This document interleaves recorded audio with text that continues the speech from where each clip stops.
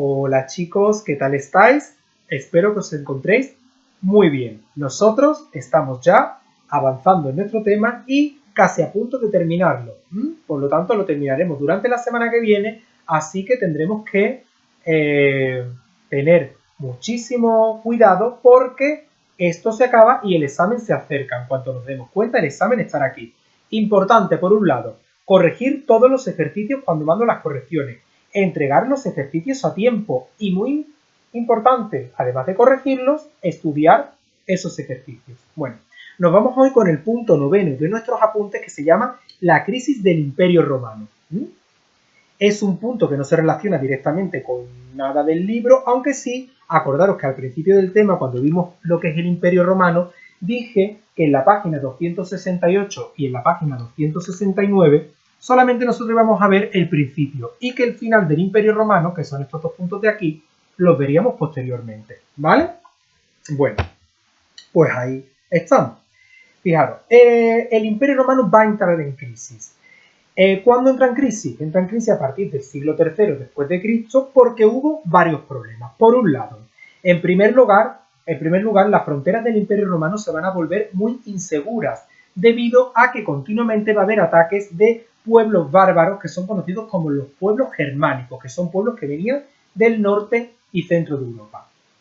También, poco a poco, la autoridad del emperador se va a ir debilitando y va a haber numerosas revueltas. Para que vosotros hagáis una idea de lo inestable que era el poder del emperador, podemos decir que entre el año 235 y el año 268 después de Cristo hubo 30 emperadores legítimos, es decir, por ley, pero 70 emperadores ilegítimos, es decir, 70 emperadores que eran personas que no tenían ni por qué ser emperador, sino que lo fueron o por la fuerza o matando al otro emperador que había, es decir, un emperador que no era por ley.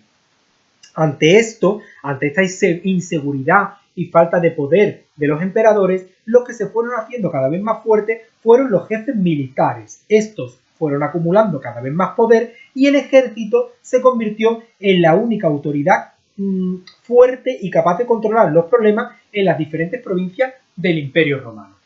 Otro de los grandes problemas del Imperio Romano fue el problema económico.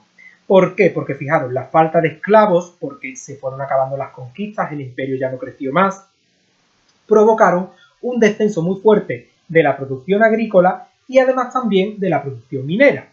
Además también los ataques de los bárbaros que he nombrado anteriormente hicieron que se cortaran las vías de comunicación y se paralizaran el comercio y la artesanía. Por todo esto, la población del Imperio Romano se va a empobrecer muchísimo. División del imperio. Ahora vamos a ver cómo el Imperio Romano se divide en dos. Bueno, fijaros. En el año 395 después de Cristo, el emperador Teodosio, viendo todos los problemas que tenía el imperio y para facilitar lo que sería su protección, dividió el imperio entre sus dos hijos, Arcadio y Honorio. A su hijo Arcadio le dio el Imperio Romano de Oriente y a su hijo Honorio le dio el Imperio Romano de Occidente. ¿Vale? Aquí, para que os hagáis una idea, tenemos un mapa del Imperio Romano. ¿Vale? Pues resulta que Teodosio en el 395 dividirá el imperio y lo volverá o lo hará en dos. El Imperio Romano de Occidente, que va a ser este, ¿vale? Desde Italia hacia la península ibérica, perdón que no se ve, y el Imperio Romano de Oriente, que va a ser desde la península balcánica hacia Turquía, ¿vale? Aquí para Honorio y aquí para Arcadio. Recuerdo que fue en el año 395 y lo hizo el emperador Teodosio, ¿vale? El Imperio Romano de Oriente fue conocido como Bizancio. Quedaros con este nombre porque el año que viene, en segundo, vamos a empezar por ahí, por el Imperio Bizantino, por Bizancio. Era un imperio muy rico, estaba muy poblado y los emperadores bizantinos se hicieron cada vez más fuertes y mantuvieron su autoridad pudiendo defender las fronteras del Imperio Romano de Oriente o Bizancio de los pueblos bárbaros. Y así que el Imperio Romano de Oriente vivió durante muchos años más. Fijaros, Teodosio lo parte en el 395 después de Cristo y el Imperio Romano de Oriente vivió hasta 1453, también después de Cristo. Muchísimos años duró su imperio, ¿vale? Bizancio. Bueno, por otro lado, el Imperio Romano de Occidente pues estaba mucho más empobrecido, tenía una crisis política muy importante, pues acabó sucumbiendo a la incapacidad de los emperadores para salvaguardarlo, es decir, el Imperio Romano de Occidente desaparecerá. Ahora veremos cómo desaparece. También tenemos que hablar que, como nosotros hemos estado estudiando en clases anteriores, el cristianismo se va a imponer como una religión importante y oficial del Imperio Romano. Fijaros, Constantino, que era un general que luchaba por convertirse en emperador, acordaros que hemos dicho que los que van asumiendo el poder son los militares, pues gana a sus rivales y asume el poder como emperador en el 312 después de Cristo. El nuevo emperador pensaba que él había tenido suerte de poder vencer a todos sus rivales y coger el poder como emperador debido a que la nueva religión le había ayudado, así que a la nueva religión, al cristianismo, decide protegerla.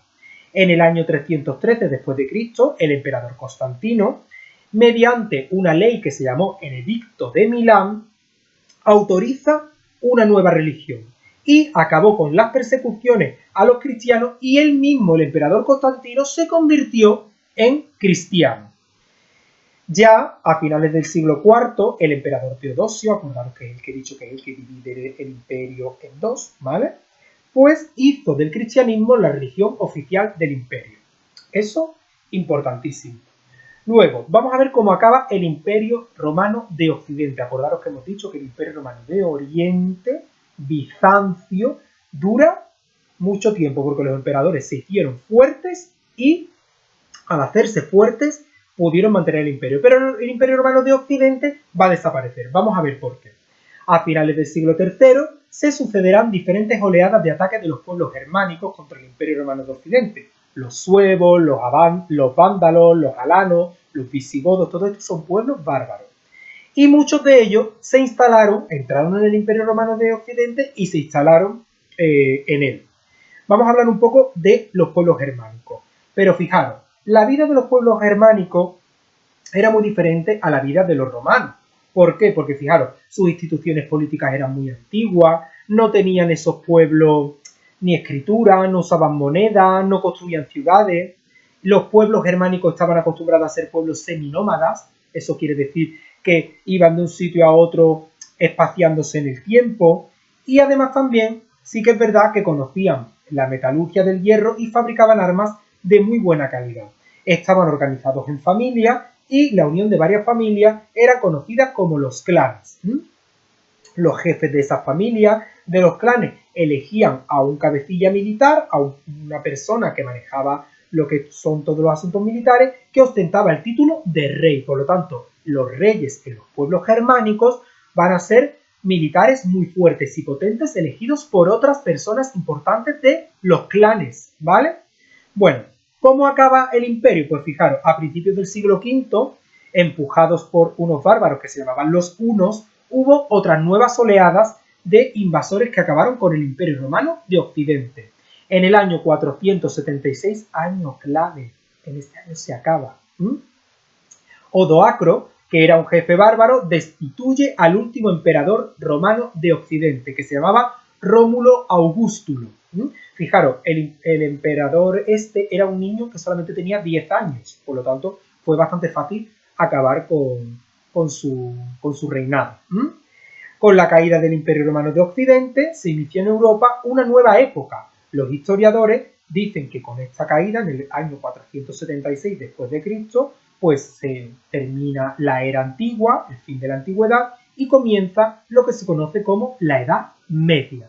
Bueno, hoy los deberes van a ser un poco diferentes y además voy a ser muy bueno con vosotros, porque en las instrucciones que os mande con el vídeo de la clase, os mandaré una serie de preguntas escritas en las instrucciones que quiero que me contestéis, ¿vale? Así que nada, me despido de vosotros, espero que os encontréis bien y como siempre os digo, nos vemos por las redes y hasta luego mis niños y niñas, cuidaros mucho.